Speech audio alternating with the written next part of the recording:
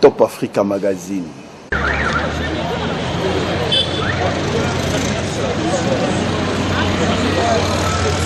Você comunique, tu ya não, tu.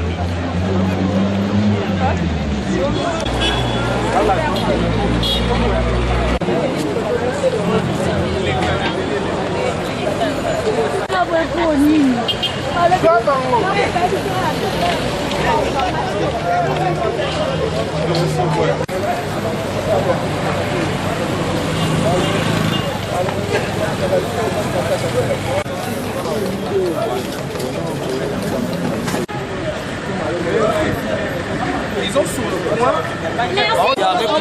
C'est avec lui, bah on y va. En tout cas, ça là, on va apprécier la biseau. Là, on va apprécier la biseau.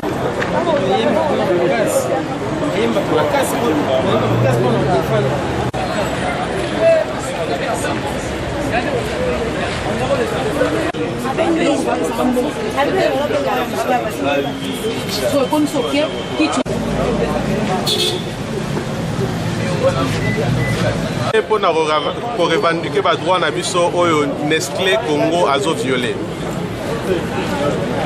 De ces 4 matins, Tolamuragi Boye, un certain 1er décembre, Tori Geno, voilà Nestlé Congo à Kangi, sans pour autant y avoir avisé biso, sans pour autant y avoir indemnisé biso, sans pour autant y avoir projeté quelque chose pour sécuriser où ils a venir Yamabo taper bandero na biso nyos. Yango wana ke ba intellectuel toza ko revendiquer où ils a ba droit na biso. L'autorité à Mboka ne bazali wana baza censé na ya protéger biso.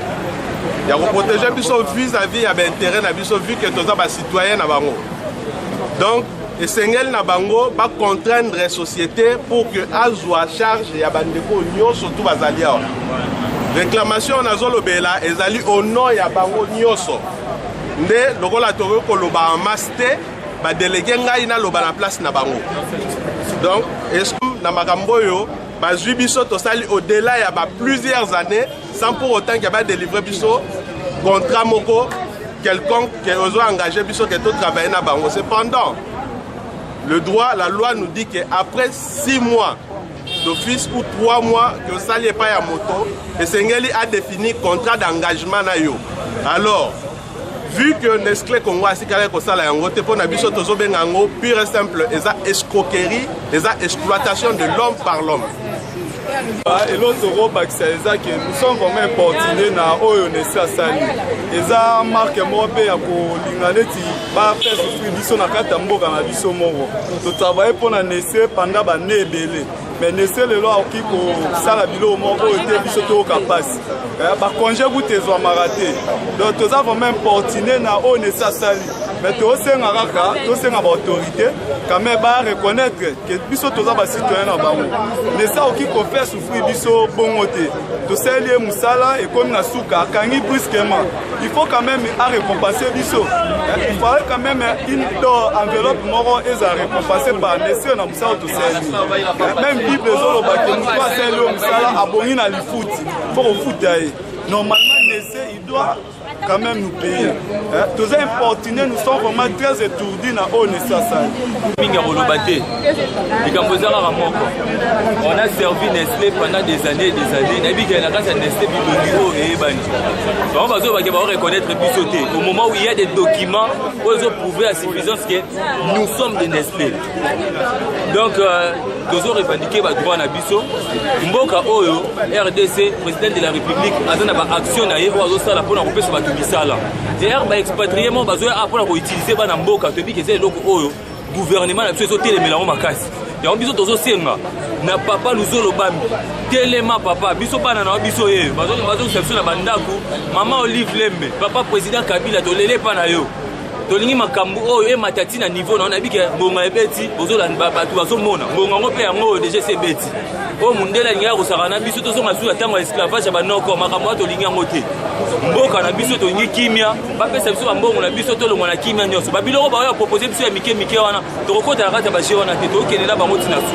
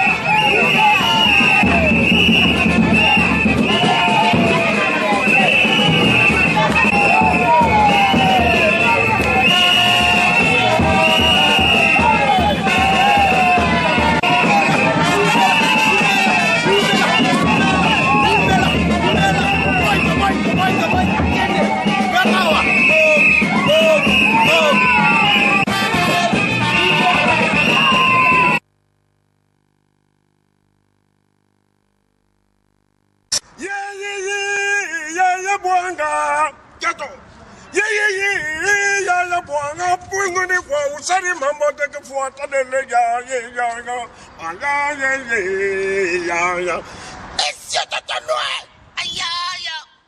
Top Africa Magazine.